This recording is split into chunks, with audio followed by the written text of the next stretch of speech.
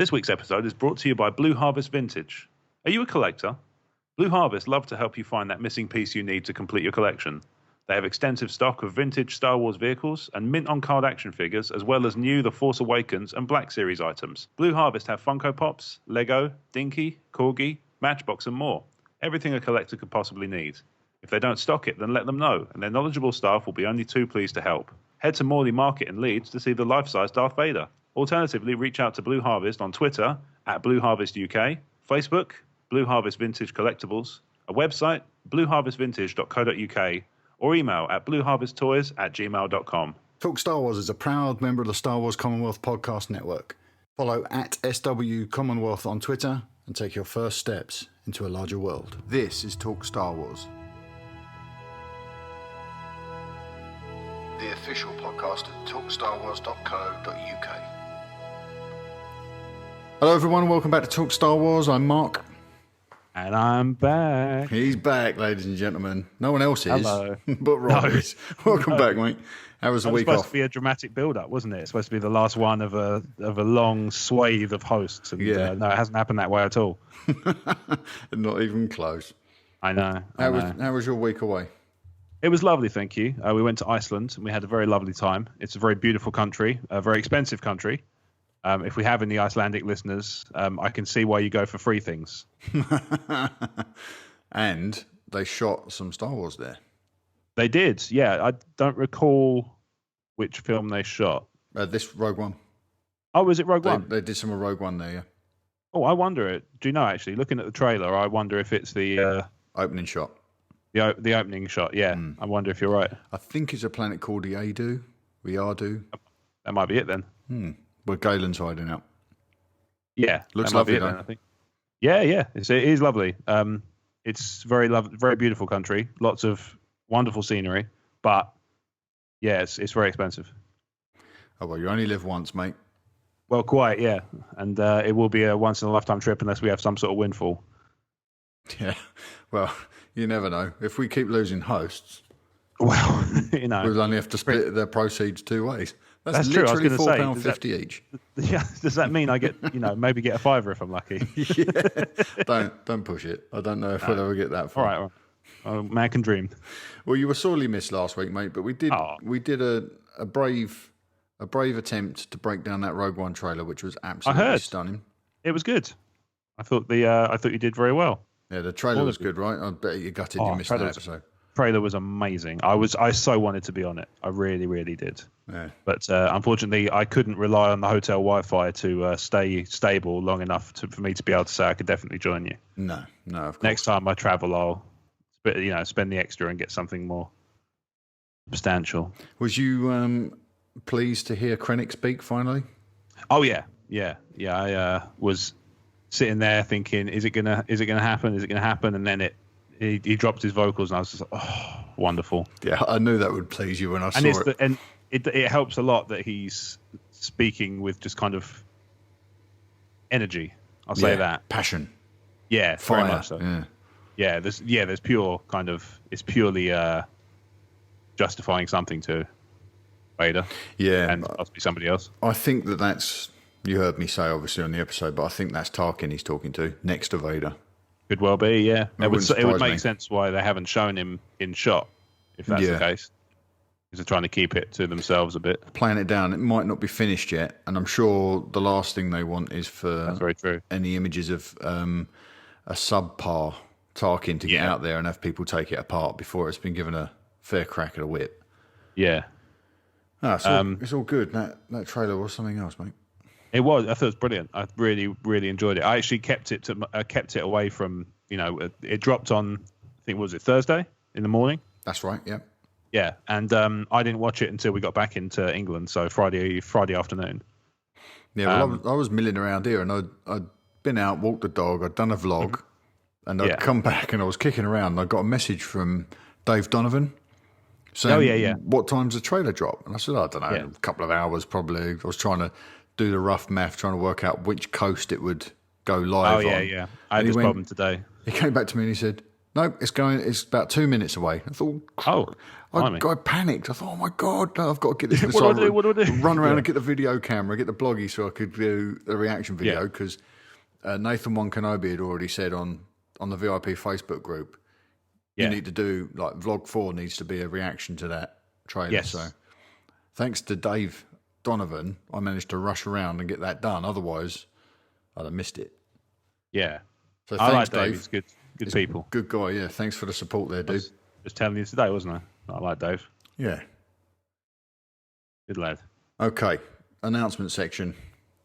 These have been a little bit short recently of content, but we've got a couple of bits here tonight. So just a quick reminder that our sponsors Blue Harvest Vintage are offering a 10% discount on orders when you tell them we sent you. So head to facebook.com/Blue Harvest Vintage Collectibles or follow them on Twitter @Blue Harvest UK. Let them know that Talk Star Wars sent you, and you'll be rewarded with a 10% bounty. So that can be substantial when you look at some of the things they carry. Very much so. Yeah, Marc and Debbie are good people. So go and check that out. They've got some gorgeous stuff in there. Yes, they do. And I got my Krennic from there. Yeah, sure. My Krennic pop vinyl. Funko, wasn't it? Yeah. Awesome. Great. I sleep next to it every day. It's between you and Jen in the bed, isn't it? Yeah. That's not weird at all. Yeah. Not in the least. She's learned to accept it. We've picked up a Resistance's Future. Oh, no, it was the wrong franchise. Picked up a new subscriber on our YouTube channel this week, Jordan Everett. Thank you very much for doing that. We are now 7 people away from my goal. Let's hope we don't lose anybody and set me back a little bit. All right, review time. I know that there is a review in the process of clearing. Skoldron from Roku Depot has let me know that he's left a review, but he thinks it might have been too silly and got caught in some sort of iTunes filter. But I know that they do take their time to clear. So yeah, and also Skoldron, I've had these issues with iTunes before. They are just rubbish for no apparent reason whatsoever at times. So just hang in there. It will. Things will turn around. It'll probably clear for next week. But I'll keep an eye on it. Yeah. I know it's going to be in the US store, so I'll keep an eye on it, mate. Cool. Yeah, just remember that we're offering a Ron Burgundy policy on our reviews in iTunes at the moment. So if you do leave a 5-star review, I will read whatever you write. So you can make it as crazy and as out there as you want, as long as you don't get all sweary and hateful, because we won't be tackling any of those. Nor do I think will iTunes let you do it anyway. I think they're really strict on that. Will. No, someone a little while ago pushed it sort of to the limit, but they made the most of it and got it passed. So yeah, I don't even think you can put swear words in the episode titles anymore. No, I don't think you can. They're funny about stuff like that. So I think they're definitely going to be funny about comments and reviews, because obviously comments and reviews are critiques. So critiques tend to be, if places police them, they tend to police critiques infinitely more. Yeah, even though some pretty hateful stuff still makes its way through. Not to us. We've never had that sort of treatment. We've been lucky, not wood, that we've ever that we've got good fans, and we've got people. We don't offend enough for people to. Yeah, and we clearly don't offend people enough for them to go off on one at us. But I know there are shows I listen to where the hosts just get both barrels continually on all sorts of platforms, and I don't think that's fair. No, it's quite unfortunate, really. But as you say, it's part of it, I guess. Troll's going to troll. That's what's going to happen. Troll's going to troll, indeed. Yeah. All right, so that's the review section. So don't take advantage of that Ron Burgundy stuff. It's good for proposals, birthday wishes, and promoting your blogs and stuff. It's all good. Listener comms. All right, let's get into some of this. We've got lots of really cool stuff in here this week. So you can send us your questions and comments via Twitter, Facebook. Send us an email or an iMessage at talkstarwarsinfo@gmail.com. It's talkstarwarsinfo@gmail.com. Get your MP3s, your voicemails to us, so we can actually put your voice onto the show, which you are about to hear. We picked up a new listener this week. Actually, we picked up quite a few new listeners this week, vocal ones, people that are willing to take the time to communicate with us. And this guy's name's Stephen. I know that Twitter handle. He's a Tumbling Saber fan, isn't he? That's it, yeah. I've been listening to his questions on the Tumbling Saber for a while, and he was commenting yesterday. He'd started listening, picked us up through the Commonwealth. Marvellous. He was enjoying what we were doing, so clearly there's something wrong with him. And I said to him, if you want to send us a question, we'd love to get involved with it. And so he sent us this voicemail. Superb. Hey guys, this is Steve coming at you from New York. I have to give the Tumbling Saber guys credit for sending me your way. I'm glad they did. Enjoying the show.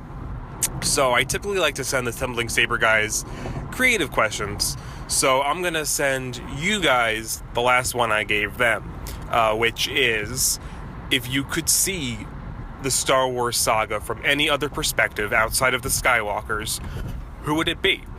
It could be anyone from canon, or if there's a character you haven't seen in the saga that you'd like to make up with a perspective that you'd like to see, I'd love to hear what you guys come up with. Thanks, and keep up the great work. Superb. That's great. That's a great question. What a great question. And I was listening to that on my drive back to London the other day when I was listening to the guys on Tumbling Saber. Yeah. And it had me scratching my head, and I still don't know if I'm any further along with a option for this. It's such a challenging one, isn't it? Seeing the Star Wars saga from another perspective. Yeah, because you're seeing it from an external perspective anyway, so it's tough. But I sort of get where he's coming. I sort of get where the question's coming from. It's kind of, if it's not about the Skywalkers, who do you want it to be about? Almost. Is that the way you're reading it? Yeah, because like I say, you don't look through anybody's eyes, do you? You just look through camera. Because this is kind of where we're going now, isn't it? With Rogue One. Yeah. So we're going to start to see the Star Wars galaxy and the rise of the rebellion through Jin's eyes. Perspectives. Yeah, exactly. So that's kind of an interesting proposition, isn't it? So who from the original trilogies, two trilogies, or I guess we could include TFA as well, couldn't we? Mm-hmm. Who would you be interested in seeing it? Whose perspective would you be interested in seeing it? I'll tell you what, I might cheat, as I want to do, and say Snoke. Okay. Oh, I like that. Snoke's seen the rise of the Empire, right? Yeah. So in the interest of making this whole scenario work for me, I want to see it from Snoke's perspective and get a little idea of what his motivations are for staying in the shadows and why it was that he chose to bide his time the way he did. Yeah. It's interesting. So I like your thinking there, actually, quite a bit. Just want to make it work for me. Yeah, well, I get that. I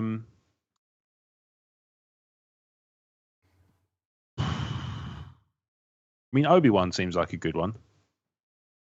But then he's in the films quite a lot, certainly the prequels. This is the other trouble, isn't it? You're almost looking for somebody who doesn't get a lot of screen time. Yeah. To view it from their perspective. But then at the same time, there's practicality to some of this. I mean, the Emperor's perspective has got to be looking out the same window every bloody day for 4 years. But that would be a cracking option, because you get to see him doing his string pulling. And because we only ever see the results of his machinations, don't we? Prequel era Palpatine. Now you're talking. Yeah, I'm talking like original trilogy. Man, but Obi-Wan's obviously gone. Yoda's again just wandering around the same bit of grass. Good to have land it is. I'm going to go for Han Solo post Jedi. Oh, good call. Yeah, I'm going to go for that. How he gets from obviously sort of the events of what's the life debt up until Force Awakens. Yeah, that's. Well, I suppose Bloodline actually. Yeah, but Force Awakens. You don't really see much of Han in Bloodline, do you? It's just there's little bits and pieces. Yeah, that's Leia's just kind perspective. Of acknowledged to be about, isn't he? Leia's perspective would be interesting. I think post Jedi.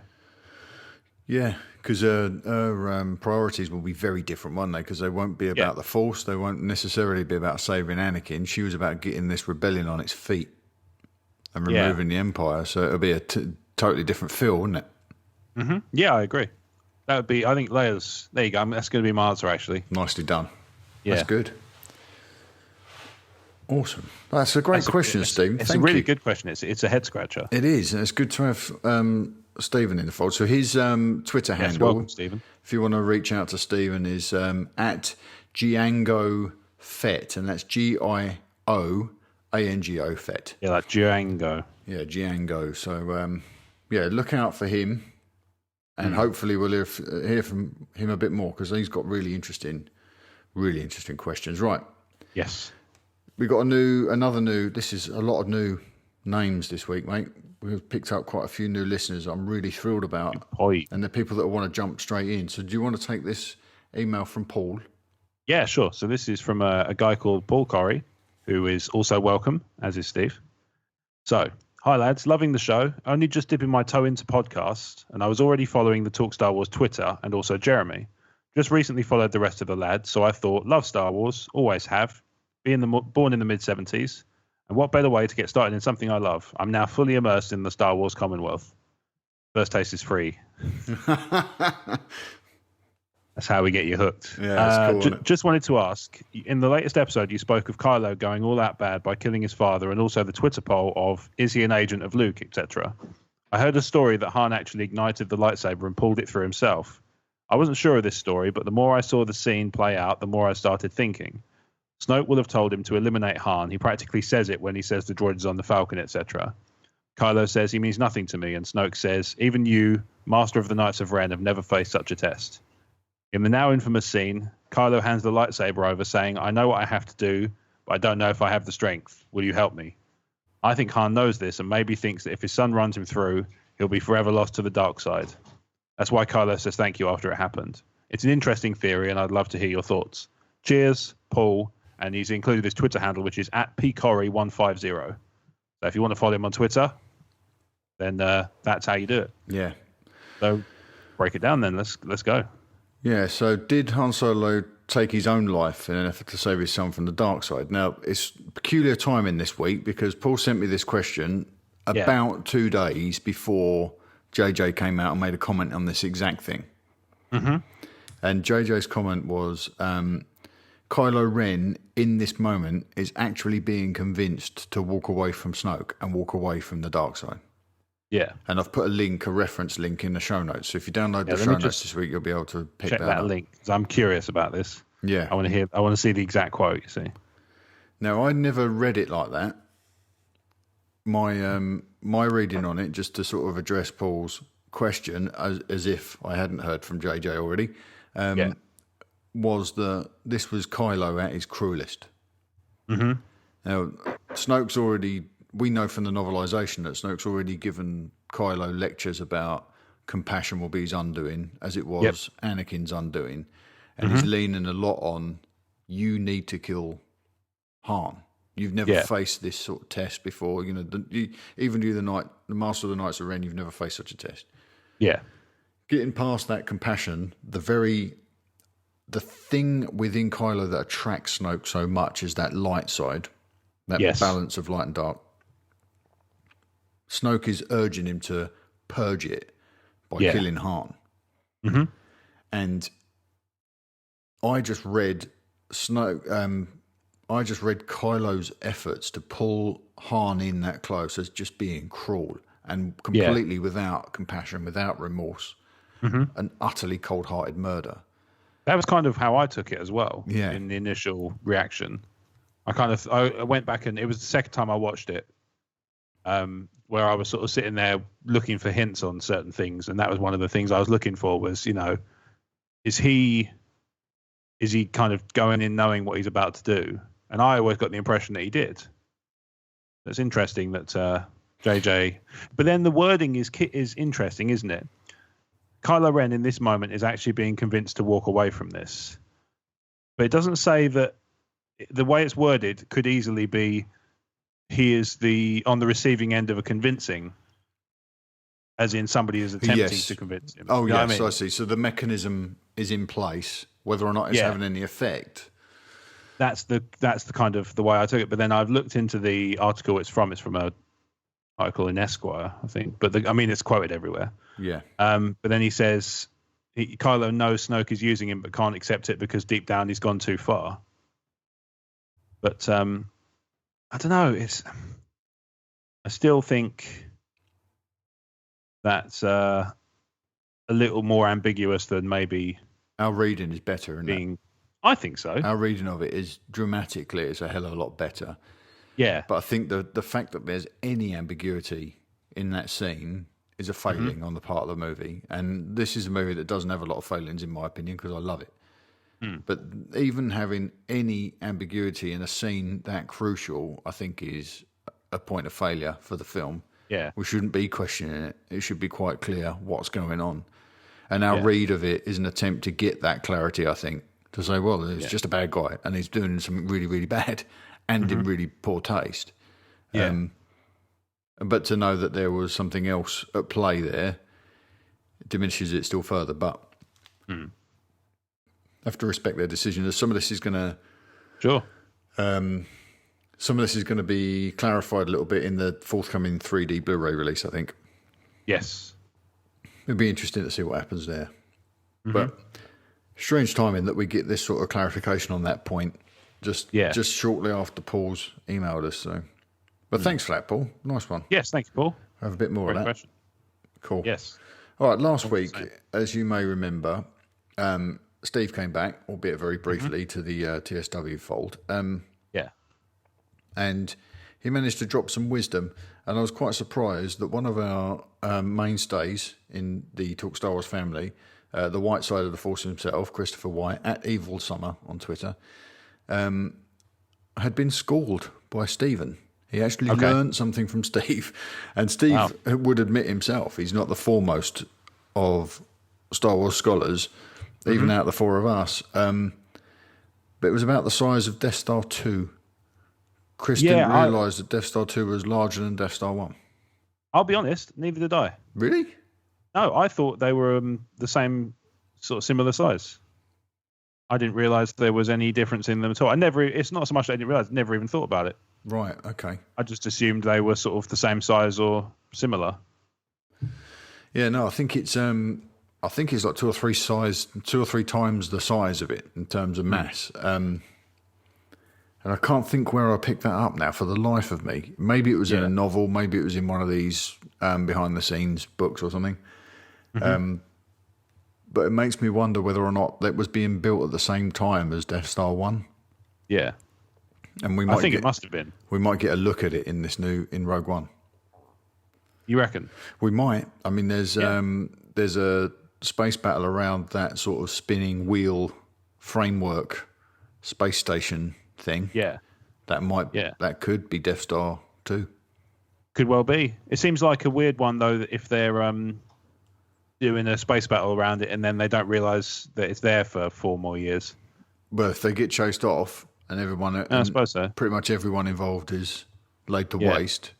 And who says they don't know it's there? True, yeah.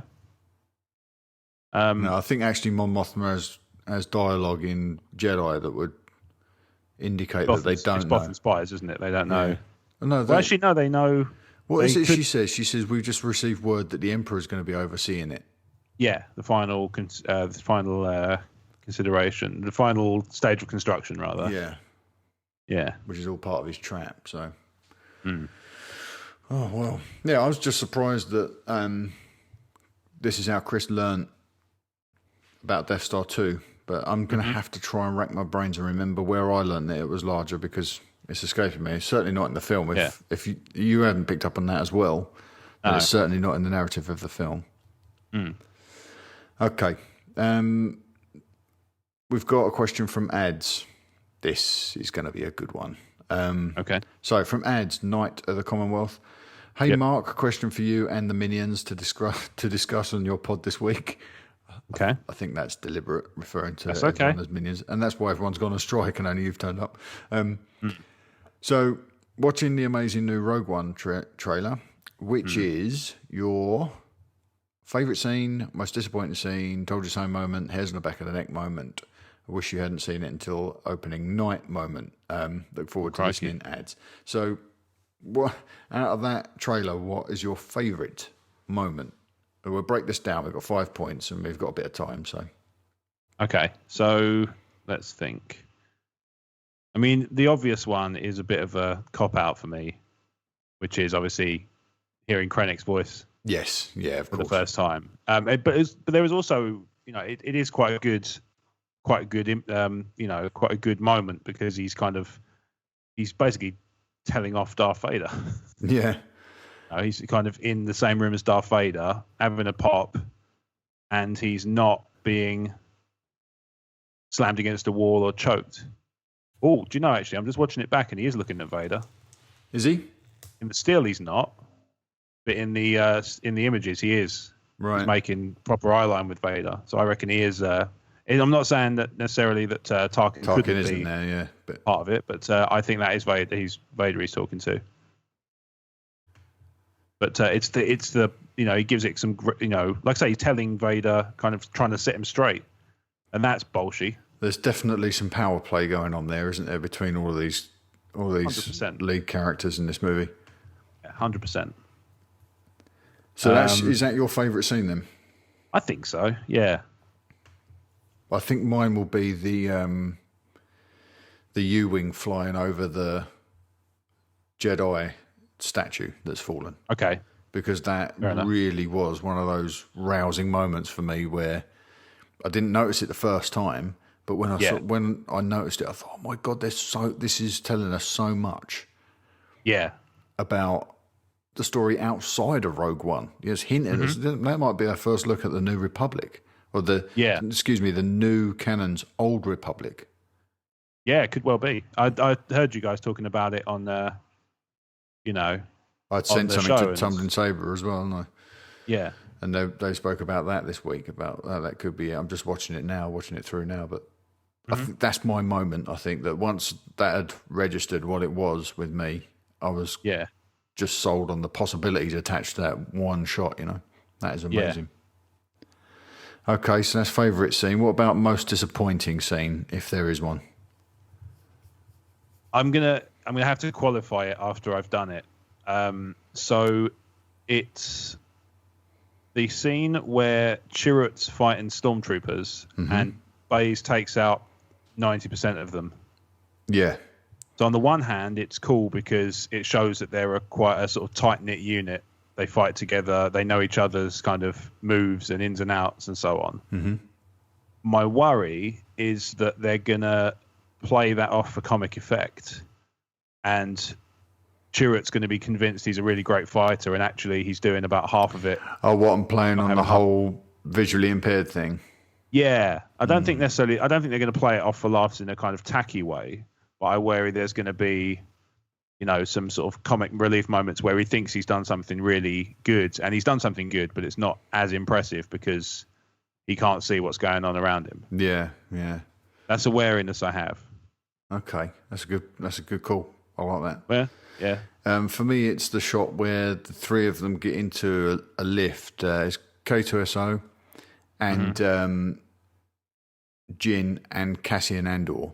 And they get into a lift in disguise. Yeah. And I just don't like that. I'm not crazy about that shot because I think he looks weird. Yeah. I don't buy for a second that she's supposed to be in that uniform. Yeah. They're supposed to be disguises, aren't they? And I don't buy it for a second. They stand out like a sore thumb. So that would be my most disappointing. But having said that, I still really love it. So it's not really that much of an issue. Mm-hmm. Okay. Right then. Next one, told you so moment. I can't remember what I predicted about this. You remember what anything that I predicted about this? I don't remember anything, not even for myself. No, this is the problem I'm having is that I can't remember. I think mine would have to be Vader. What about him? The fact that I called last November that Vader's in the movie. Oh, okay. And that was when I'd stumbled across the fact that Brian Muir was on board as the sculptor for the Vader costume. Yeah. And I'd started saying back in November when Star Wars was just a couple of weeks old that he was attached. So Vader was definitely going to be in it. And in fact... MakingStarWars.net referenced us on one of their posts at that point in time. Very nice. Because I'd brought it up, and then obviously there we are. We see him stalking out of the steam in that scene with what can only be Krennic about to buy it. So that would be my told you so moment that I said a year ago that Vader was going to be in it, and there he is. I'm intrigued that you guys thought Krennic was going to buy it, because that seemed to me like Vader's first wander into the film at all. He had a lot of purpose in those strides. He did. But I just have this feeling like... I just have a feeling like his purpose is he wants to look, imposing on Krennic. That's all it is. Yeah. He wants to stride in like Johnny Big Balls. And that is the only way a Darth Vader is going to re-enter the Star Wars saga, isn't it? 100%. Is in that style. Absolutely. So yeah. Yeah. This is it. It's it seems to me like he's definitely. I think he could even be stepping off a shuttle. That's how. Yeah, I think he's stepping through a doorway. Yeah, so maybe a sort of docking bay or something. I'm not sure. It's a little bit. Obviously, there's a lot of smoke and dust and stuff around it, so it's hard to say. I mean, he's got a fair bit of stride on, but I think it's a purposeful entrance rather than a purposeful motion.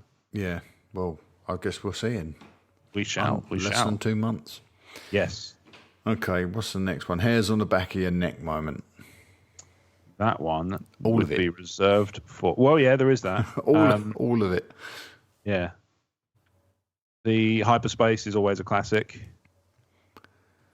That's good. TIE fighters, there's TIE fighters flying in front of the Death Star, and that's the only thing in the frame. That brought the hairs. Oh, no. All right, I've got it. This wins everything. Call sign Rogue One. Okay, nice. Yep. I'd go for the Jedi statue as well. Yeah, that's another good call. Or the Death Star breaking cloud cover. About a minute. Oh, yeah. Oh, God, yeah, that's stunning, isn't it? That blue. It's just a lot of visual, really visually impressive stuff in there as well. Yeah. That's, All right, I've got a good one for number 5 as well. Wish you hadn't seen it till opening night. Go on, you go first. Galen in the Imperial uniform. Yeah? Yep. Yeah. I wanted to know nothing about him until we went in. Yeah, there's a little bit too much there, isn't there? Yeah.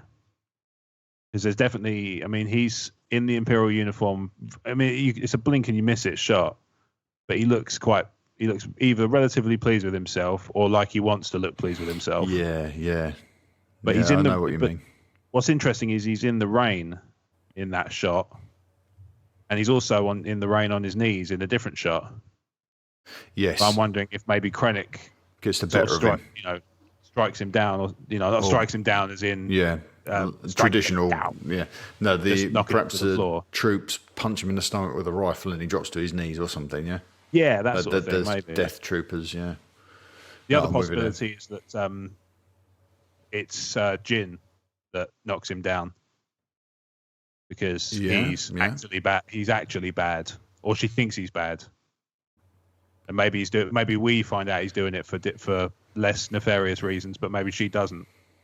Yeah, because that could make for a really good story, mate. Actually, because we're just like, our hearts would all break if she was just kind of despising him, and actually he's trying to do it to keep her mother alive or something like that. I think it's more likely to be the first option because the setup is almost identical to the setup with Krennic getting off the shuttle. So I think that's probably the better option. Yeah. But you're right. It would be interesting to see that other point of view. Yeah.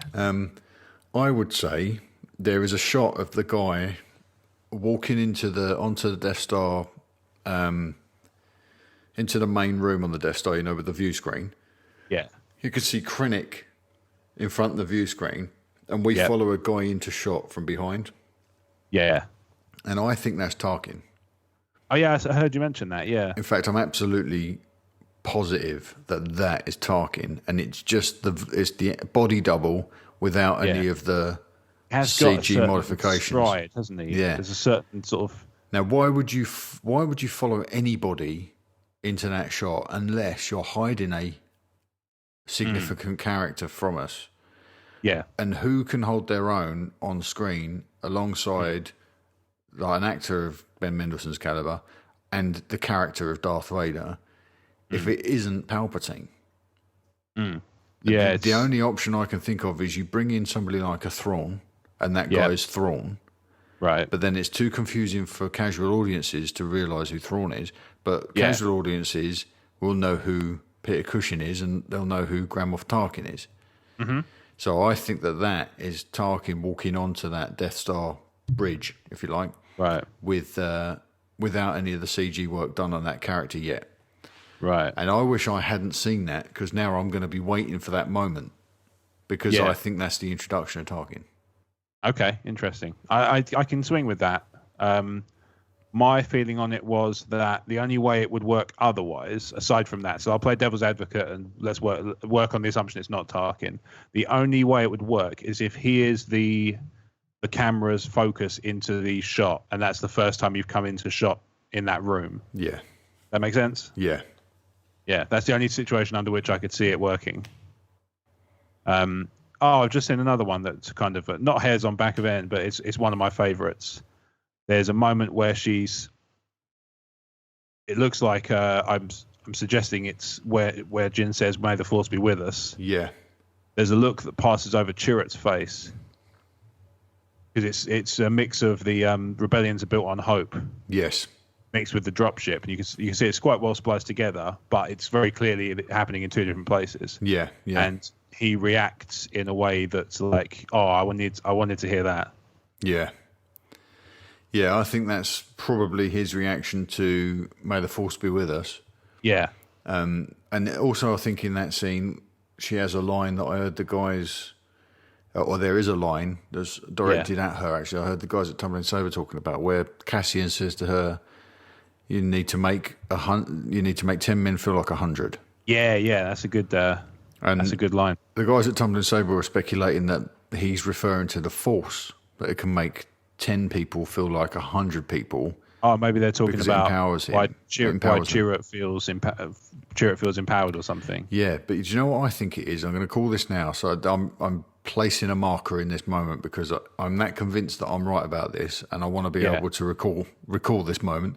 I think he's telling her to take the lead, and she's got to give them a speech that makes them feel like a stronger force than they are.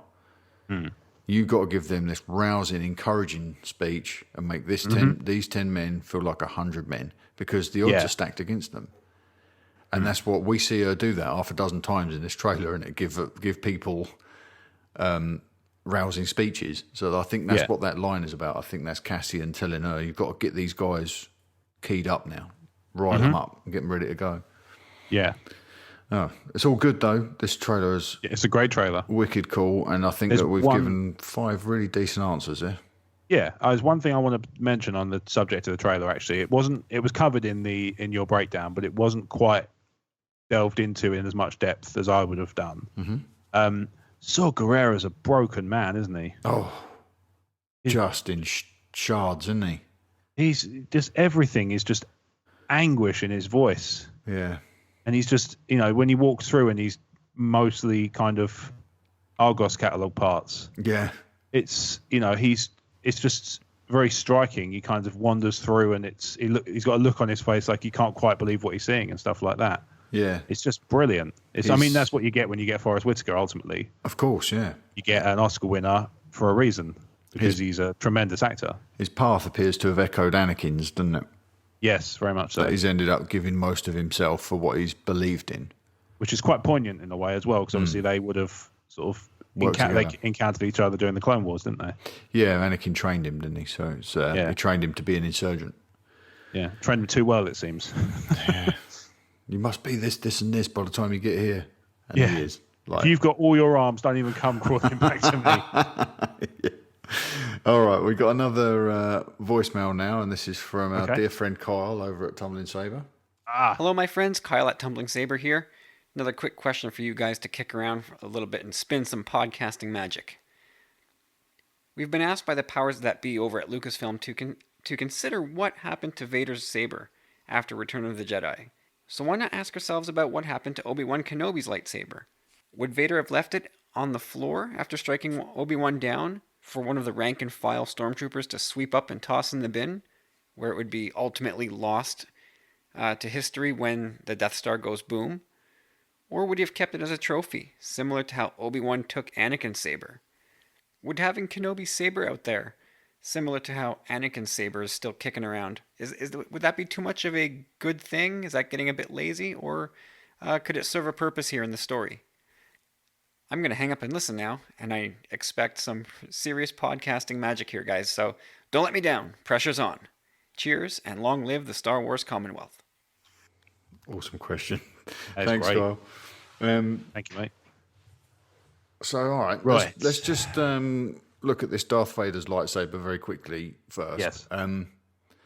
I'm still completely sold on the fact that Vader's lightsaber was the central item in the story, Perfect Weapon. Yep. That short story. Yeah, I'm with you on that. And that crystal is absolutely at the heart of Kylo Ren's lightsaber. It would make sense, wouldn't it? I mean, absolutely. If you think we were always, we're kind of speculating that the kyber crystals have kind of attuned to the people who wield them, but it's synthetic. They don't have that hang up. With a synthetic crystal, there's no need to have that connection. And so somebody with a synthetic crystal it doesn't matter who's wielding it, they can wield it with as much skill as anybody else. There's been some development there as well. Oh, is there? Yeah, okay. There has been. I think let's not go into it. Okay. I'll tell you what, I'm going to make a note of this so we don't forget, right? We're going to talk about lightsabers in the After Dark side. Yeah. Because there's been some very spoilery bits that have come out in the Ahsoka book, and I don't want to spoil it for anybody on this show. So let's move some lightsaber talk to the After Dark side, and I'll explain to you what I've picked up from the Ahsoka book so far. Yeah. But yeah, in my opinion, Vader's lightsaber fell to Endor in Jedi. Okay. Got picked up by a troop and was then interned with that troop's remains when he died. And that was the story central to the perfect weapon, which makes absolute sense that the artifact she's going after is the perfect weapon. And the person who wanted it is Kylo. It makes perfect sense to me. So much so that if they don't do that, they've failed. It could be it could be Snoke as well. What, after the weapon? Yeah, because that could be a really good way to tempt him over. Well, yeah. I mean, if he wanted to give his protege a treat, very much so. Let me think. What else? Obi-Wan's lightsaber in A New Hope. Then, okay. What do we think's happened there? I think I'm going to have to check, but I feel like there is something about this in the comics. Oh, is there? I'm not sure because. Well, no, that wouldn't make sense, would it? Because I was thinking that Luke finds a box in Obi-Wan's old house, which is full of Obi-Wan stuff, but then he wouldn't have been able to bring it back with him, would he? No. He died. I think that Vader would have kept it as kind of a grudging trophy. Because I think that he still talks to Obi-Wan with less... he doesn't sort of, what's the word? What's up with me today? Still adjusting to being back. There's not so much reverence, there's not so much deferential language, but there is a certain respect of his ability and his experience. And he's not underestimating Obi-Wan, because obviously we know now that he did that once and that cost him. Yeah, of course, when Obi-Wan had the higher ground. Mm-hmm. Yeah, exactly. So there is a good likelihood that I think he kept. I think he would have held on to it, and it was probably blown up on the original Death Star. Yeah, that's kind of what I've come to, as the conclusion I've come to is that we saw Vader kind of leave. He bugged out of the Death Star pretty damn quick, didn't he? Because he got his little TIE fighter pilot henchman, and then went straight into that attack on the Death Star, and then had to leave the Death Star. So I would imagine that Obi-Wan's weapon was destroyed there. Yeah.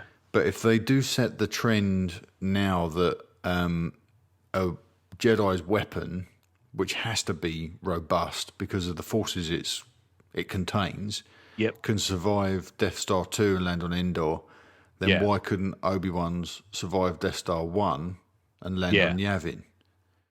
Mm-hmm. And it would be really nice if that found its way into Rey's possession.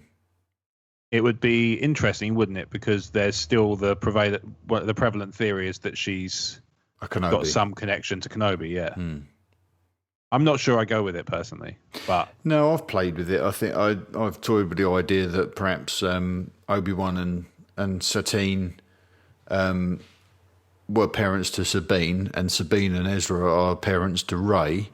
Yeah. And it does that annoying thing of tying everything together in one gorgeously convenient little bundle when it doesn't really need to. I'm still firmly in the corner that I would like Rey to be a completely original character. Mm-hmm. And then we'll follow her when we leave the Skywalkers. That'll be the story that's told. Yeah. But, there is room here to say that she's heard Obi-Wan in her vision in The Force Awakens. So there would be some poetry to her utilising his Jedi weapon if that's something that does re-emerge. And it could have survived Death Star 1 and landed on Yavin 4. Mm-hmm. But I think if I was going to put money on it, I would say that it was destroyed on the Death Star. And I think so. Maybe Vader had a Kylo Ren style lair where he had where he had a bucket of ashes, which are the remains of all the people that he choked silly and then had torched. Yeah. He might have had Obi-Wan's weapon on his mantle. Mm-hmm. Well, you think about it also, he would have been carrying out the Jedi Purge in the months after Revenge of the Sith. He might have started collecting them as trophies there. Yeah, and he's probably got a couple of dozen Padawan braids hanging up as well. That would be a really dark movie, wouldn't it? Quite. Someone called Robert Rodriguez. He can handle that. Okay, Carl. Hopefully we've kicked that can enough for you, but I don't know if there's any reason why we would need that weapon to return. Mm-hmm. I don't know if I really want to see that return, but if it did, I could see it coming around to Rey would be a convenient, potentially quite poetic end for that weapon. Be pretty sweet. Thanks for the voicemail, Carl. Yeah, thank you, mate. Always a pleasure. Okay, another new listener. You missed Chris's first entry last week in person, Rob. Yes. Chris is the about guy Slave One, who wrote us about Slave One. Yes. So, as is, I would imagine, going to end up being a bit of a tradition. If you write into the show more than once, I think you deserve a Jedi name. Okay. So I'm thinking probably Chris Windu for Chris Holland. All right, fair enough. Nice strong Jedi name. And they have windmills in Holland, which is close. Well, there you go. Everything comes together. That's the beauty of Talk Star Wars. Do you want to take this email, Rob? Sure, yeah. So Chris writes, thanks for answering my question on the podcast. It was great to get an answer. Here's another one, though. On the latest Rogue One trailer, it looks to me like young Jyn is wearing an Imperial rank badge on her left side. Do you think it is? And if it is, do you think it means that Galen was part of the Imperial Navy or Army at some point? Or maybe a young Jyn has a fascination with the Empire, like Rey having the X-Wing pilot doll in TFA, and is wearing the rank sign for fun. It looks like a junior rank to me, so might provide the link between Galen and Krennic. They met early in their careers, then Galen left. Or it's not a rank at all. Laughy faces. Classics. He also sent this image that I've included in the show notes, and I've just loaded it up on the trailer, so I've just had a look at it. Really in convenient HD. arrow on there. Yeah. I think it's absolutely an Imperial insignia. I think he's right, Yeah, it absolutely is. And I think there are a couple of things we need to bear in mind. Yeah. At this point, with Jyn this young, we're not that far into the Empire's life. No, in fact, we're actually in the Clone Wars, aren't we? Because isn't this where Catalyst is supposed to be set?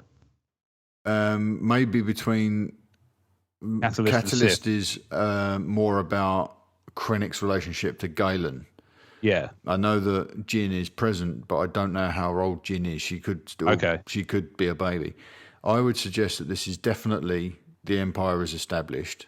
Okay, it's in its infancy probably because we see Jyn at this age when Krennic and the Death Troopers show up, and they're definitely wearing Imperial uniforms. They are. This is true. So I would say that this is after Empire Day, which is Okay. If people don't watch Star Wars Rebels, Empire Day might be new to them, but it's the day that Palpatine sees power. Also happened to be the birthdays of Luke and Leia and Ezra, star of the show Star Wars Rebels. And we see Empire. We see the Empire as the big bad because the way they're framed for us narratively. Yeah. But what we're going to start seeing, I think, here is going to push back on that a little bit. The Empire won't be the big bad to everybody. To certain people, it will be order and justice and indeed, yeah, a ruler that people can get behind. Yeah. A lot of people saw Palpatine as having sacrificed a great deal on the because obviously he was disfigured, wasn't he? Because he was disfigured, and he sold it that way. That the Jedi uprising. Yeah, exactly. So he did a lot to spin everything. Yeah, well, keep in mind also that at the beginning of New Hope, Luke's going to join the Imperial Academy. Yeah, and that's where the guy we've just seen in mild spoilers for the new season of Rebels, we've just seen Wedge and Hobby get taken out of the Imperial. Oh, Hobby's in there too, is he? Yeah, Wedge and Hobby are both sprung from it by Sabine because they wanted to defect. Yeah. But they willingly joined. And I think this might be the equivalent of, and I hate to make these black and white comparisons, but this might be the equivalent of the Hitler Youth. Okay. Where on that side of history, Jin's probably thinking, this is how I get trained. This is how I get a career. This is how I contribute to community by getting in young and starting as a cadet and learning a trade and learning a skill and going on to work for this greater good, which is the Empire. That's the way they would be looking at it then. They're not the big bad back then. Yeah. Indeed, like you say, it's a question of perspective as well. Yeah, obviously we know the centrists are very much in their bloodline. They're very much in favour of the Empire in a lot of respects, in some of the really important ones. Yes. Whereas the populists are much more averse. But you get that everywhere. Obviously, any kind of. I mean, obviously this is a very hyper stylized version of political discourse, but you get that anywhere. There are people. I mean, I'm sure there are people, that obviously in the news recently, the King of Thailand sort of passed on. Yeah. And he was quite universally, he seems to be quite well liked by a large portion of the population, but I bet he had his detractors as well. Yeah. Anybody does. You just don't hear about them because they're the minority. Yes. So there would have been the Rebel Alliance is a small kind of group of ragtag factions. So they're not going to have a big presence around the galaxy. So you would expect that the Empire is going to be able to tell its version of the story for a long portion. Yeah, and this is, remember, the Empire, they're only just starting to gain a foothold in Rogue One. From what we can see, this is their first victory. Spoilers for established canon, but this is the Rebels Alliance first victory against the Empire. Yeah. And it's been on the back burner since Revenge of the Sith. Because we know, even though those scenes got cut, Bail Organa and Mon Mothma were putting together the Rebel Alliance at that time. Yeah. And now they're starting to pull all the rebel cells together, even the right-wingers like Saul Gerrera. They're pulling all of those together now to make one big Rebel Alliance. Yeah. So when Jin's a kid, like 10 or 15 years previous, they're probably thinking that the Empire is the catch-all solution to the problems that the universe has had up to that point with civil war and the separatist unrest and, as you said, the Jedi uprising. So they're the kind of the good guys. Yeah, as far as from a certain point of view. Yeah, so this is absolutely an Imperial insignia, and she was absolutely going to be a part of the Empire. Yeah. And either that or, it's hard to say, isn't it? But I think that's definitely plausible. Yeah. Yeah, Makes definitely. perfect sense. Definitely. Yeah. And that's what's going to be so interesting about Rogue One, is that they're going to be offered a different viewpoint on some of these events. Even though we'll be seeing them from the safety of our knowledge that they are the bad guys, and Jin will be older Jin will be showing us that, yes, that is in fact the case. But we'll get to have a little peek back to how it worked for the people who weren't the rebels in post-Sith era. Post-Sith area. So, good catch, Chris. That is absolutely Yeah, spot on. An Imperial insignia. Good shout, sir. Good call, that man. Okay. Thank you, Chris. Chris Windu, otherwise known as Chris Holland. So, James at Tumbling Saber, your arch nemesis. Gandalf the Great himself. Come on now. It's all fun. You know. He has sent us another voicemail. A lot of love for that guy. Yeah. I have a lot of love for them all, actually. All the Commonwealthers, but especially James. He's a very, very intelligent chap. And we have a lot of lovely chats, not just about, our mad rhymes, but also we have lots of lovely chats about, the world. And, I can see from, obviously we're friends on social media and stuff. And sometimes he shares stuff and I'm like, I don't know if I agree with that. And I'm sure it's the same for him as well. But the point is we can both discuss things like adults and, there's a good amount of respect there, I think, which is nice. And it's kind of a mutual respect. He's a cool dude, and now he's beardless as well, I noticed this week. He is beardless. That's quite a big deal, I found. That really quite shocked me. I thought there was going to be more. He was going to wait longer to see if it was, to see how much money he could raise. But as soon as he hit the $1,000, it came off. It went straight off. Yeah, that was really something. Rip that Band-Aid right off, mate. There's no good procrastinating. It'll never happen. Quite so. He did good. I mean, it looks, it looks good. It's very different, but it looks good. Isn't it just? No more Gandalf. Yeah. Not for a little while. Yeah, quite. All right, here's his question this week. Good afternoon, guys. Hello again from Canada. Question from James here at the Tumbling Saber. Just want to say, keep up the excellent work, boys. Always enjoy listening to your insights. And Rob, rap battle underway. You are the king. Okay, my question this week revolves around time travel. If you could jump in a time machine, go back in time, and watch the premiere of any Star Wars movie on opening night, which one would it be and why? Oh. Looking forward to your answers, boys. Have a great night. What a great question. That's phenomenal. What? I got my answer immediately, though. Go on then, go for it. Empire. Really? Has to be Empire. I am not with you on that one. I would do A New Hope. Because that's is it just for the Star Destroyer moment? It's where it all started. Yes, absolutely for the Star Destroyer moment. But I would, if I could go back, I would love to just experience that. To me, that's like seeing the Beatles live. Now, here's a question, actually, because it depends quite heavily on what happens here. Do I go back with prior knowledge? Or would I know the ending of Empire Strikes Back? Yeah. Yeah, you would. Because we're going to time travel. So yeah, we would be going back. All right, and we would know what we're in store for. Okay. But I'd still want to say Empire, mainly because I have this weird compulsion about it's one of those weird things about my personality. People find it really annoying, but I'm the one who looks around when I'm watching a film I've seen before, especially a comedy film. I'm the one who's looking at everybody's faces to see how much they're enjoying it. I see, yeah. So I'm the kind of person for whom it's just as important somebody's enjoying what I like as I'm enjoying it myself. Yeah. Especially if it's a film I've seen before, I already know I like do it. That. I do something very similar. I like to watch people watch the films that I've watched. Because I like to see people enjoy the things that I've found rewarding. So, yeah, I'm with you. Imagine the I am your father moment with that perspective. Yeah, that would be pretty cool. That would be superb. That would be pretty cool, yeah. Yeah, that's the reason that in my head, that was what I was thinking of, was that moment in the theatre. Admittedly, I was thinking originally that I went in without prior knowledge, so I would get that reveal for the first time. But actually, even with that in mind, prior knowledge, I still would stick with Empire as my answer. Yeah, you almost had me there. You almost converted me, because that would be, in a world where there are no spoilers, that would be something remarkable to experience. And I'm sure the audience would be split with people going, no, he's lying, and other people going, oh my God, I can't believe it.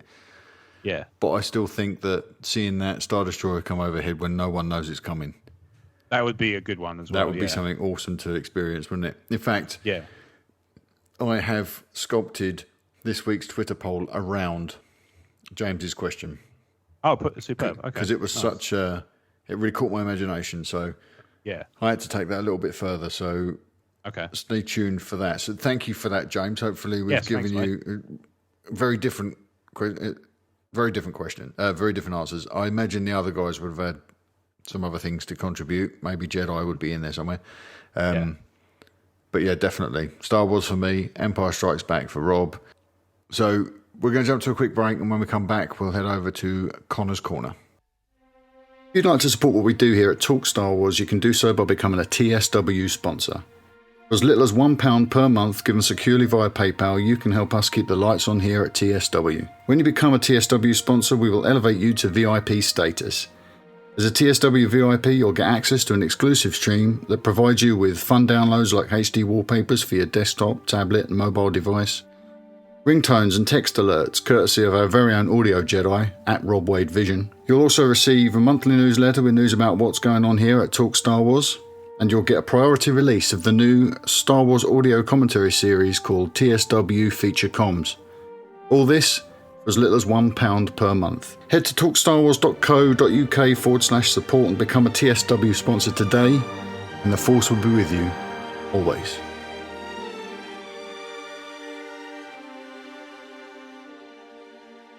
And we're back. So as you've just heard, we have a VIP program which you can follow the steps detailed within in order to become a part of. And the perks of doing so go up every time there's an episode. So as is customary after the first break, it is time for Connor's Corner. I'll start again. It is time for Connor's Corner featuring Leo. So Connor writes thusly. Good day, gents. I hope you're all well. I'd just like to say how good it was to have our very own Mr. Stephen Ware back. You've been missed, sir. The irony. It was too much for him, Connor. So here goes with this week's question. Do you think Yoda brought down Luke's X-Wing onto Dagobah? A mist goes up Luke's sensors go down, and he has no choice but to land in the swamp, where he only got his gear unpacked and the little green guy turns up. Yoda knew he was coming as he'd been watching him for a while. I mean, it crashed within walking distance of his home.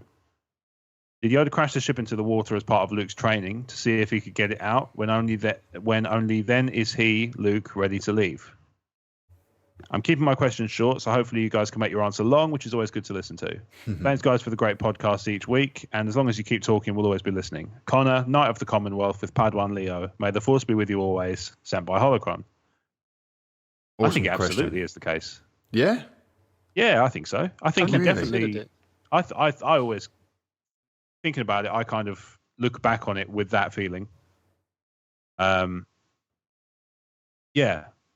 And my sort of feeling is if he didn't bring the X-Wing down, he certainly brought the sensors down. Because that might have been a test as well. Right.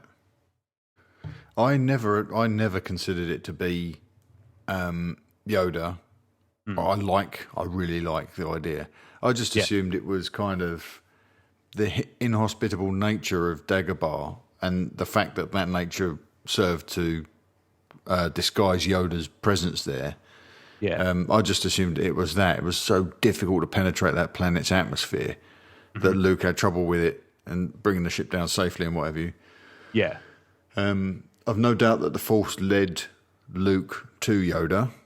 But I never read it as Yoda having any input to that ship's systems failure or bringing him down in the lake or the swamp. What do you think, Paul? Number one, sorry I'm late, everybody. I was on a Kessel Run. That's fine. Well, that doesn't explain the other parsecs. Oh, yeah. That explains 12 of them. That took me 33. It is an interesting one. I've never even considered it before. But in a nutshell, I mean, Luke was a pretty fair pilot. And you would imagine that, an X-Wing could put up with most situations. I mean, but from an atmospheric point of view, it's hard to tell. To be honest, I don't know if they did it in the books, but I don't think they went into Dagobah into enough detail because to me, Dagobah almost was like a living entity of its own anyway. Yeah. It had something. Teeming with life forms. That was a reason that Yoda was there, but the planet also had something else. That's the thing. Yeah. And it was obviously no mistake because Ben said, you're going to see Yoda. So obviously this is set up. He's ready. He's waiting. So quite possible that it was an early test. Which he didn't pass too well, judging by the splashdown sort of thing. So, he didn't pass any of his tests on Dagobah, did he? No, not really. No, not really. See, imagine he became a Jedi. By the end of Empire, Luke is the Neville Longbottom of Jedi. He's playing second fiddle. And he got 10 house points. Yeah. He just didn't do anything well. He made all the wrong decisions, and he wasn't even very well guarded. Yeah, that is the problem, and this is what Yoda points out. And always, as he looked away to the distance, and they use that impatience a lot in Jedi, obviously, because that's half his conflict is himself. So yeah. But I kind of like the idea that happened. Yeah. And Rob, why haven't you brought this up before? Yeah. Do you not think we haven't got to the Empire? So at the time of recording, we haven't done the Empire commentary yet. Otherwise, I'd have brought it up then. Oh, okay. Now I'm going to bring it up first. Yeah, I'm good. And then I'm going to cut your section out of the podcast. He will. Do you not think that they would have lent on this if it was designed by Yoda? Do you not think the filmmakers would have lent on it a little bit in the narrative on screen? Because if this is the case, it is at best extremely subtextual at this point, right? So if it was intended, would they not have lent on that in some way? Do they subliminally, with the little line, can't you get your ship out, sort of thing? As if, no. Yeah. I'm just wondering, because... Yoda has absolutely no issue with the fact, the ship's in the water in the first place. No. None at all. Mm-hmm. It does add up. It really does add up. Somewhat, yeah. It really does, yeah. That's a brilliant question, purely because, well, that's a great question anyway, but the fact that you're constantly making me think of things I never thought of before. Yeah, I'd never even considered this as an option before. I mean, is there other elements similar to this? Is there any other incidents that might have been completely, planned and so on and so forth? Yeah, I think when we do the audio commentary for Empire, that's got to be something that we consider. Mm. Yeah, but Rob's not coming. Not now. Oh, I like that. Connor, you got me thinking. I'm absolutely stumped. You know what my thing is always taking the narrative and dividing it by the production, and somewhere in there is the truth. And I wonder if we're retconning it now and it's fitting, which is great, and I love that stuff. I get a kick out of that. But there's nothing on screen to tell me that it was written that way. Yeah, there's true. Just a lot of things now that when you start trimming the edges off and pasting them together, they work. And that's at the centre of every really awesome retcon. And sometimes when it's done and it works, it makes everything the richer. And this, I think, if I get time to get used to it, might make it richer. If Lucasfilm published a canon storybook or comic series that looked at this, Rob, we were talking about earlier about watching the saga from a different perspective. If they gave us Yoda's perspective on this, and we see him like cooking up all these wild, kooky little plans, well, I'll catch him as he comes into the atmosphere, I'll bring him down there, and then we'll see what this kid is made of. If they did that, it would work. Yeah. And then it would dovetail neatly into everything we've seen before, and it will look clever. Yeah.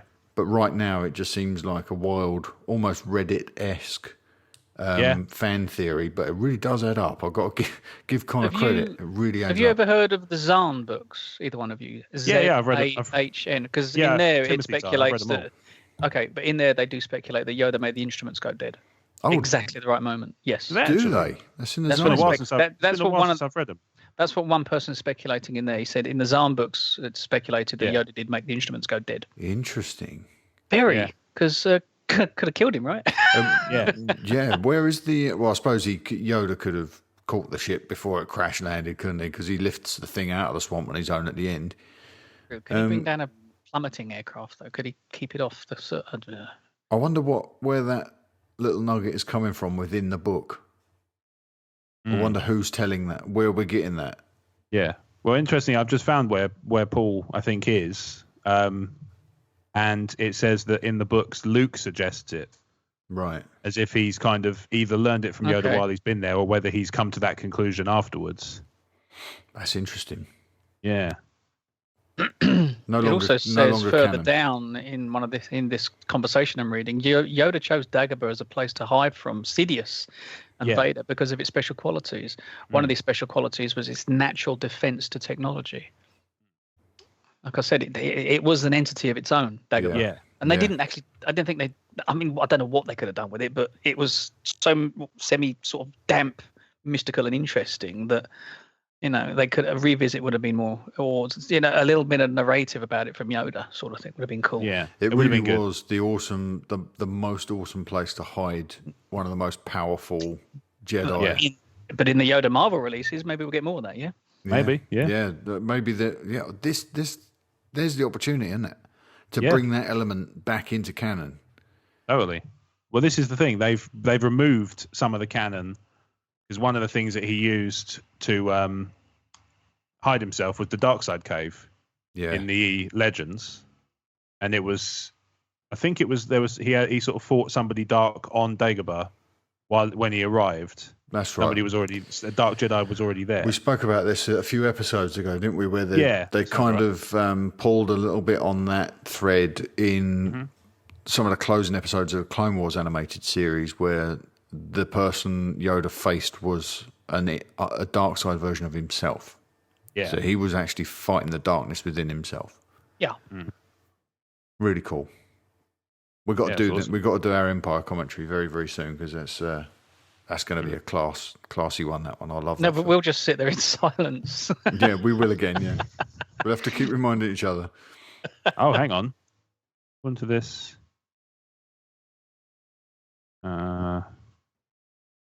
Spit it out, man. No, sorry. Let me carry on, and I'll keep browsing, and if I can find it. Okay, well, we're going to get into our Twitter poll results.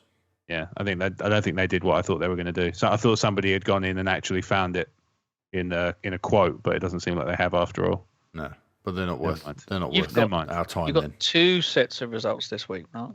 Yes, we have. So let's get to that one first. Now, I was saying to Rob, there was a lot of chatter on Twitter this week as the podcast dropped and people started listening. I saw a lot of people live tweeting along, a lot of comments about certain things, and something that really struck a chord with everybody was just how at odds we were with each other over this whole opening crawl business. Cool, it's important. They like it when there's a civil war on Talk Star Wars for some reason. Yeah. So we ran a quick poll, didn't we, last week, about whether or not there should be an opening crawl in Star Wars, or in Rogue One, a Star Wars story. Paul, you have the results right now, don't you? I did. I do know the result. I don't know why I'm going back to it, basically. But do you want the full breakdown of it? Yeah, give us whatever you can get access to. I don't know how much you can get with that. I've managed to kill my pages. I do apologise. So the long and short of it is, Steve and I won, and there should be an opening crawl. No, it actually wasn't the long and the short of it in the end. I can't believe this. Right. Anyway, the long I'm scrolling frantically back through Steve's. It was this time last week, wasn't it? It was. Yeah. Talking about it. I'm almost there. A lot of stuff about. What's he called? Wild About Thingy. Wild About Nature. So I'm on his feed. I'm just. Yeah, I think I'm there now. Right. Yeah, I've got it right. Should Rogue One have an opening crawl and a starting scene in space to keep with the traditions of the Star Wars saga?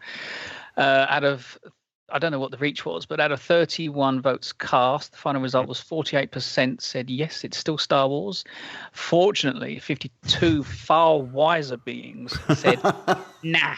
52% of far wiser beings. 52 said, it was 52-48. So a little bit like Brexit, but this time the result was correct. I was going to say there was, there's a lot of parity there, but it's interesting. There's not much in it, to be honest. It's interesting to come down on that side that it was the correct result this time because you got your way. Yeah, it was. Yeah, Hashtag Brexit. Yeah, end of conversation, as they say. Yeah, I wonder if this is a sign of where it's going to go. I mean, that is very, very close, but it kind of goes in tandem with the chat you were having on Facebook today. Was it with who was it? Somebody mentioned on Facebook about the music, possibly.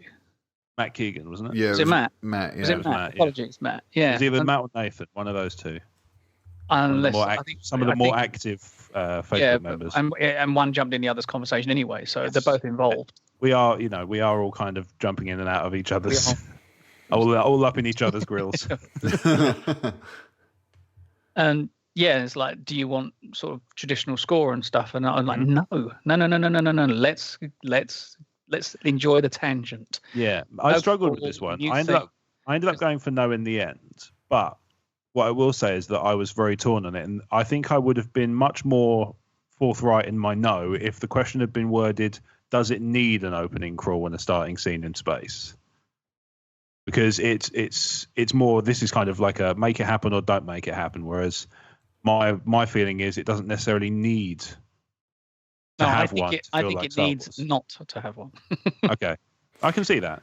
Yeah. I do see the point you made last week, Paul, and you've echoed the sentiments that are coming out of Lucasfilm in no uncertain terms, that this is very much an experiment. This is very much standing apart from the Skywalker saga. Yeah. And as we've previously discussed on this podcast, this is where they're doing their work and setting the stage for the Star Wars story series of films. So it does need to have its own identity completely. But I will be so disappointed. Not that it won't ruin the film, but if there is no fanfare and opening crawl, I'll be so disappointed, because I still think it can work. It doesn't need it in order to survive, but I do think it will get me in the Star Wars state of mind straight away. You don't know what else they might do. No, but what could they do that could top that? Yeah, who knows, mate? Who knows? What about, will it have exciting. a long time ago? No. I want those things. I'm going to protest. Oh, here's a new poll. Right. Yeah. Okay. There's about 7 going up this week. Yeah. Congratulations on your win, Paul, and for comporting yourself with such dignity in delivering those results. Yeah, hang on, quick dance. Much like the Brexit debate, it did get a little bad-tempered on Twitter, I noticed. Yeah, well, that was wrong. Yeah. Things got a little bit heated on the pre-show here as well when the Brexit result came out. Yeah. Oh, really? It did. Oh no, on the day of, I remember that. Yeah. It's all banter. Yeah, it's just banter star vernacular. All right, let's get into the actual important poll from last week, which was choose your favourite lightsaber. A nice, juicy, classic Star Wars related poll. Choose your favourite lightsaber. Is it the blue Skywalker lightsaber or Ahsoka's white lightsabers, Darth Maul's red double-bladed lightsaber, or Mace Windu's purple lightsaber? This might actually be the poll that travelled the furthest of everything we've done. This reached 5,277 people. Goodness. We had 268 total engagements. 240 people took the time to cast a vote. We did have a lot of quotes as well. I was one of those. And 43% of people said the blue Skywalker lightsaber. All right. It's a good shot. It's a nice colour blue as well. There is that. Paul, you said Darksaber. Yeah. But it wasn't up there, so I went yin yang. And the other thing is, not being funny, with Ahsoka, she's got 2. I mean, why would you want one if you could have 2? Yeah. You got Debbie and Marc from Blue Harvest voted for Luke's green lightsaber. I did. Yeah, I went with that as well. Paul Corey, who we had the question from earlier on this evening, had Kylo's lightsaber. Okay. Jeremy got on board with some of that. That's a good point, actually. That nice crackly thing. Yeah. There was a lot of votes for the Luke's green lightsaber. Yeah. But I would go for the original, the blue. So I won this week's Twitter poll, which is important. All right. Yes. So who's ready for another one? Yeah. This is off the back of James's voicemail this week. Paul, you missed it, unfortunately. That's apologies, yes. No, not at all. James's question was a time travel question. If you could go back and watch any Star Wars movie again, which would it be on opening night? Which would it be? So we had a little discussion about that. And so it led me on to this week's Twitter poll, which is, which moment in Star Wars do you wish you could see again for the first time? So not like we were saying, Rob, where you'd go back and you'd see it and you'd be cognizant of everything that's going to happen, but you get to see this thing for the first time with fresh eyes. Sorry, Paul, you going to say something?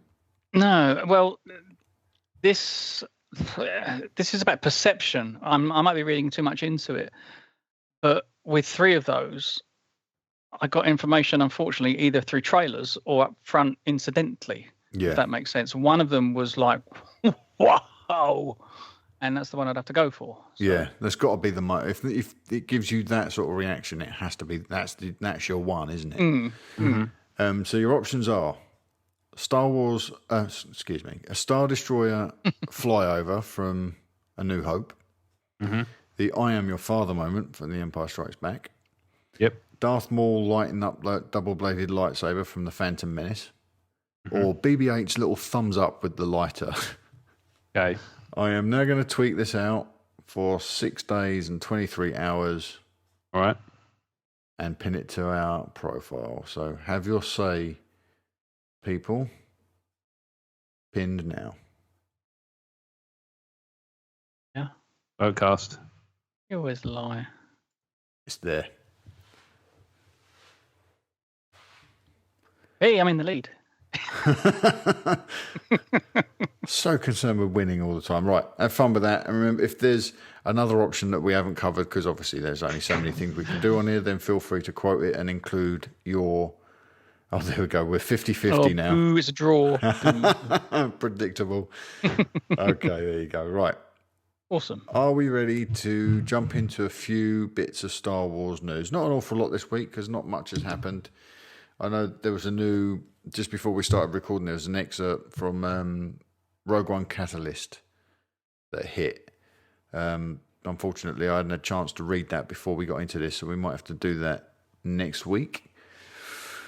But we got some stuff from The Force Awakens. So Ewan McGregor said a word this week, and people started reading a lot into it.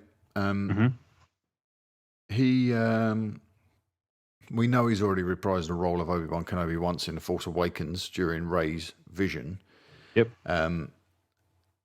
And it seems clear to me that Lucasfilm need to get their finger out now and give the gentleman a phone call, because he's talking again about being the right age to make 2 Obi-Wan Kenobi movies that would fill the gap between his arrival in the desert and Alec Guinness's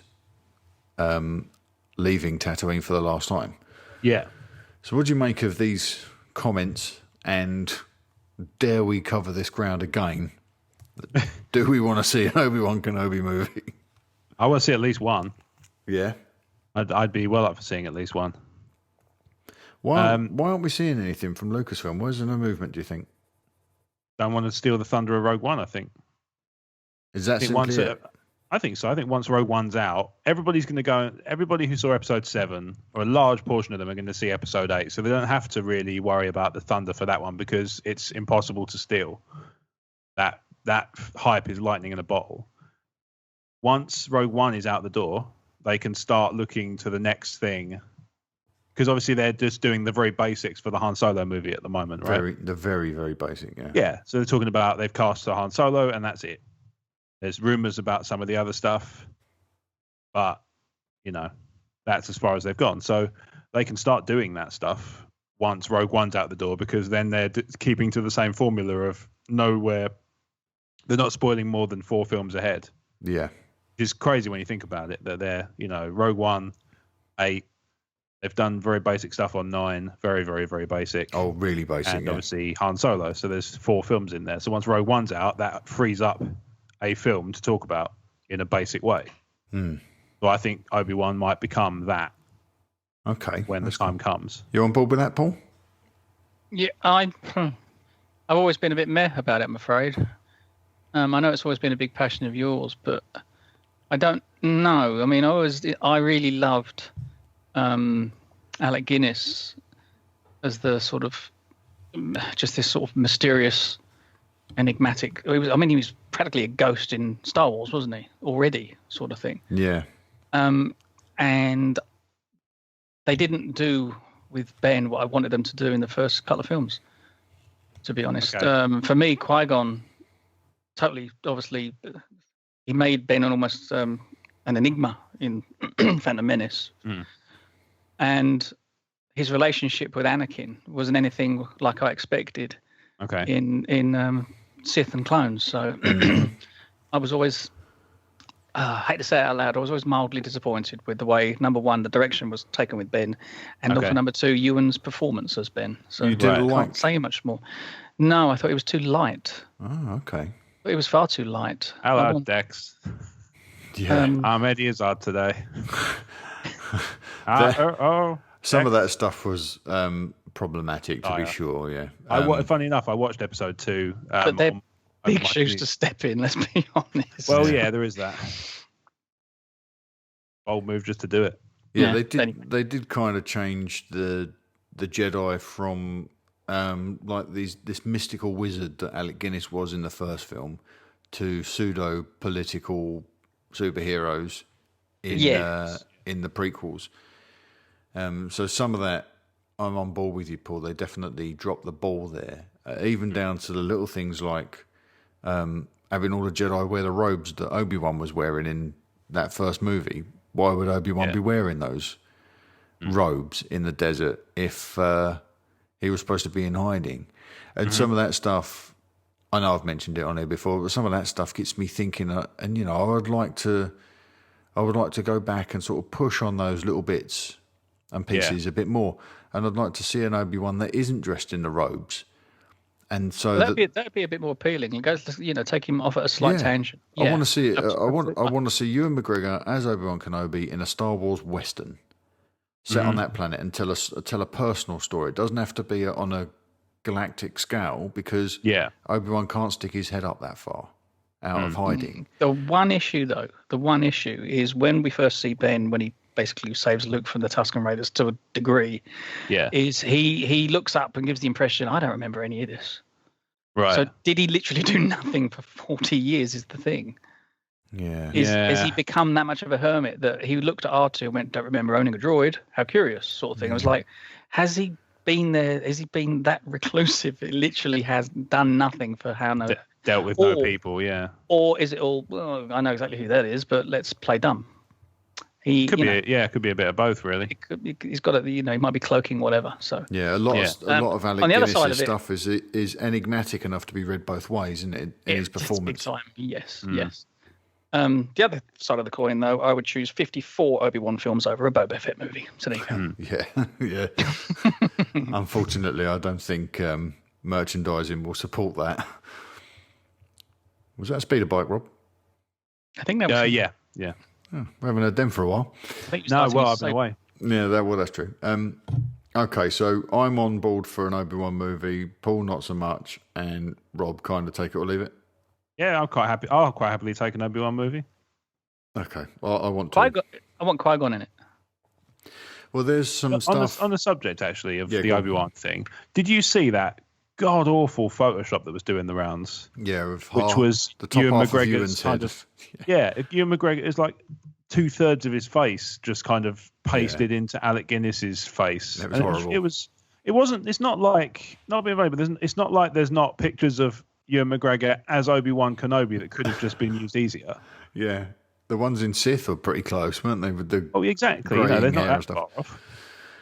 Oh, I don't know what some people do. Use the pictures from that movie about Jesus. Yeah, which they did. They did it in the fake trailer. Why not use it in the fake promo shot? I'm trying so desperately not to say things. There's some I've got some spoilery stuff, and I really don't want to stumble into it. But there's some awesome. There's some awesome stuff going on in the expanded storytelling in Star Wars at the moment. And, oh God. Listen to this week's After Dark Side and hear me talk about a little bit of it because there's some cool stuff out there. Next week, or I think in 2 weeks' time, we get the 3D Blu-ray release of The Force Awakens. Yes. Which is that like a disc that's really 3D? An actual physical disc that moves in 3 dimensions, but does contain some ones and zeros that will make the film look like it's in 3D. But also contains some deleted scenes like the Unkar Plutt getting his arms pulled off. Rob, you sent this to me, didn't you, this week? I did, yeah. They didn't show the full scene in the video. No, he loses the gun, doesn't he? He loses the gun, and they don't show the full scene, probably because it's quite grim. But that definitely strikes me as the scene that was missing from the book, and we did speculate as to whether or not it had even been recorded in the first place, and we decided it might be a little bit too dark for a film, like for a first Star Wars film in a new trilogy. But it seems like they may have at least tested the waters. That's interesting to me. Yeah, I think almost certainly that is a thing, that it was shot, and we'll see that excised clip in full. Yeah, when the Blu-ray hits, and I wonder what else is going to be in there. I think another reason they might have removed that is because we're all convinced. Well, it's his arm in the flashback scene. Yes, right. So having that scene in later, it has a little more mystery. And until until I found out about that scene today, obviously we know there's some finality to his role to a degree, and that now he's in that condition.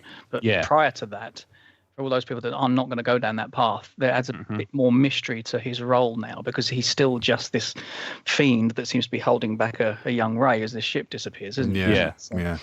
It adds more weight to it. Yeah, it depends. I suppose a lot of that depends on how literal we are supposed to be in interpreting that scene.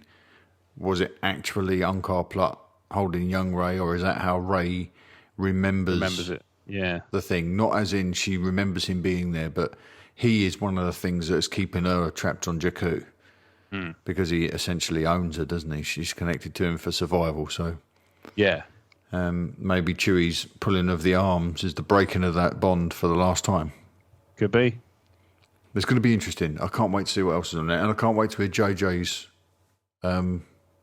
audio commentary for it. Yeah, which I think will be really telling. There's going to be so many things that we like, the thing with Kylo and Ben, or Kylo and Han on the bridge and their confrontation. The insights that Jay's giving to that scene already, they're bound to expand on that in the audio commentary. So that'll be interesting. You were kind of right first time. There is a conflict between Kylo and Ben. Oh, there definitely is. Yeah. Yeah, fair to say. Okay, Rogue One: A Star Wars Story. So, never heard of it. Last week, this image popped up of the fallen Jedi statue. It's awesome, isn't it? It's absolutely stunning. So, what's to be taken from that fallen Jedi statue in the recent trailer?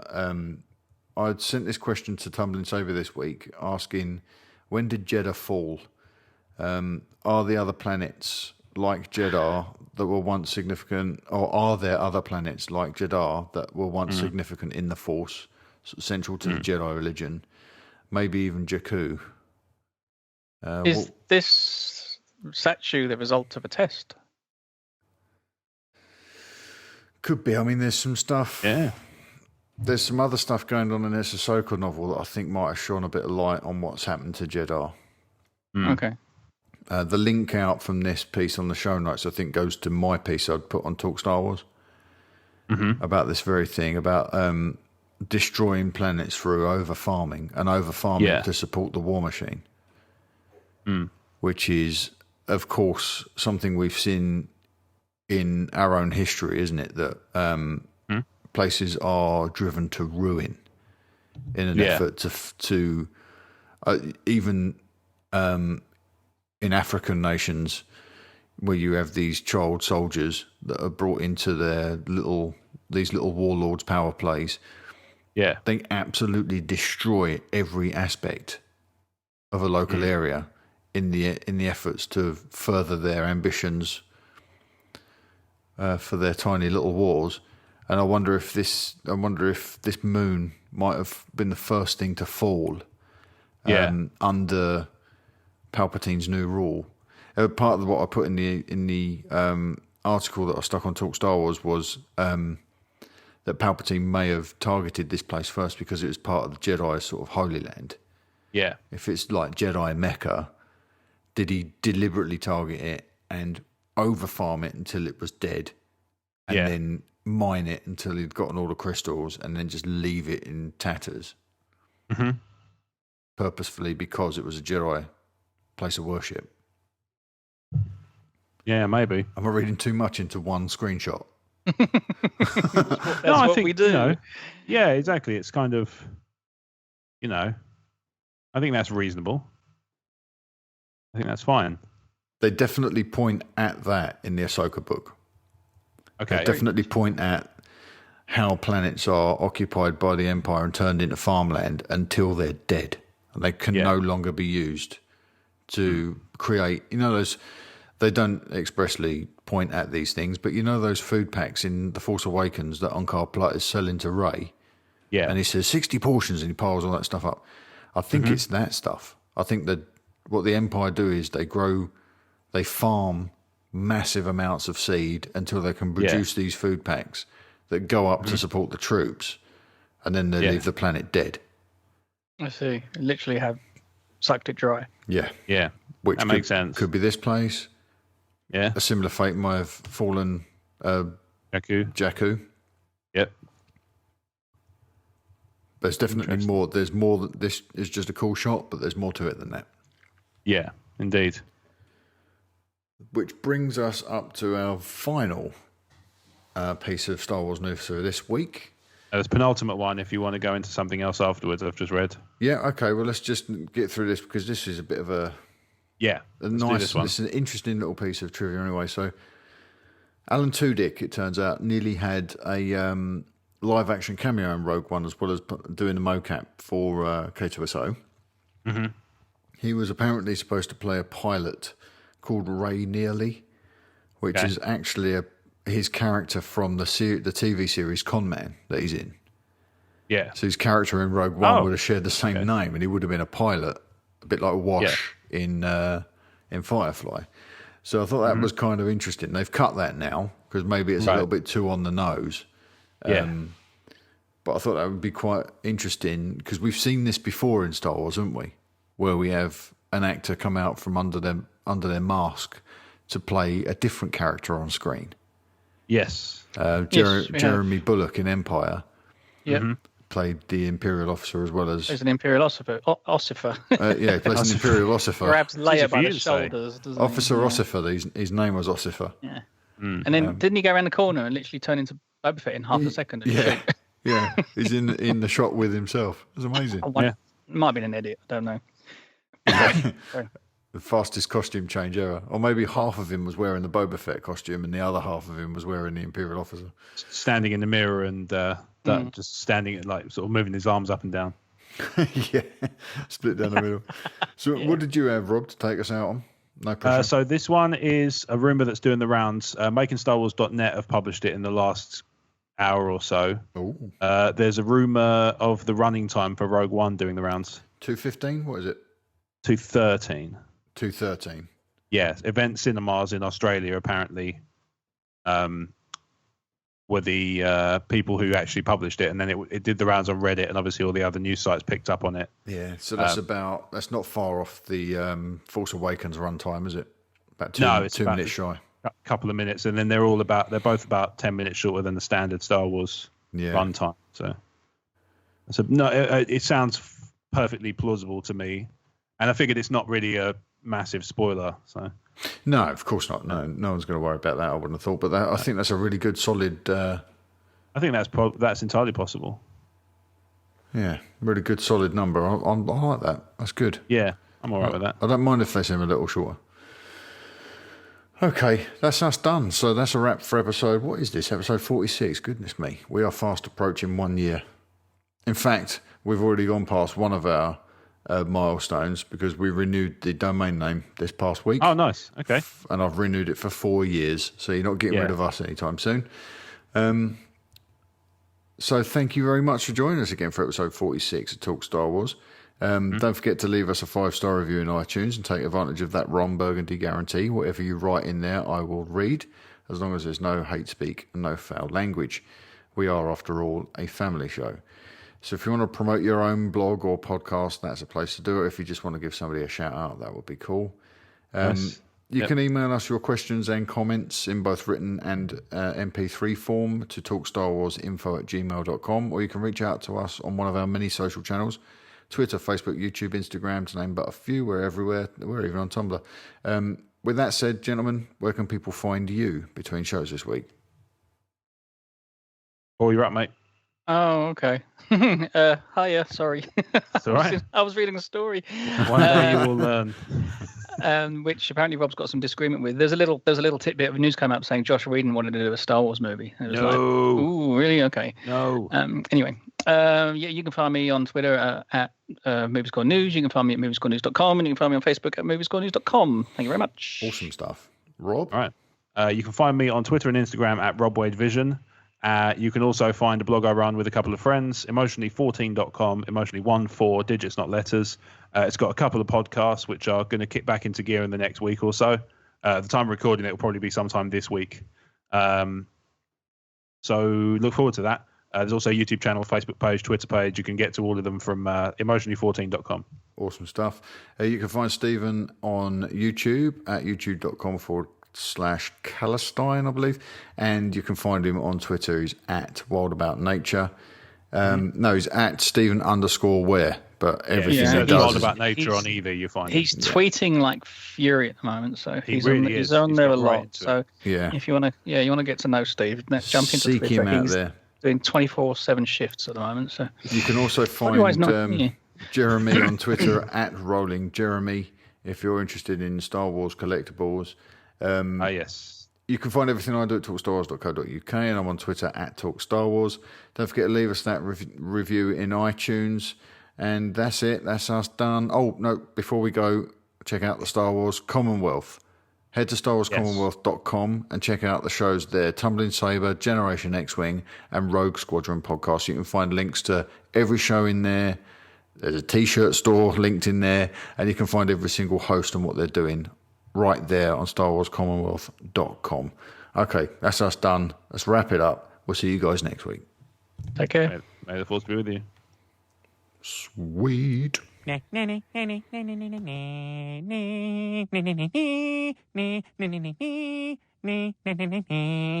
a wrap. It's a wrap.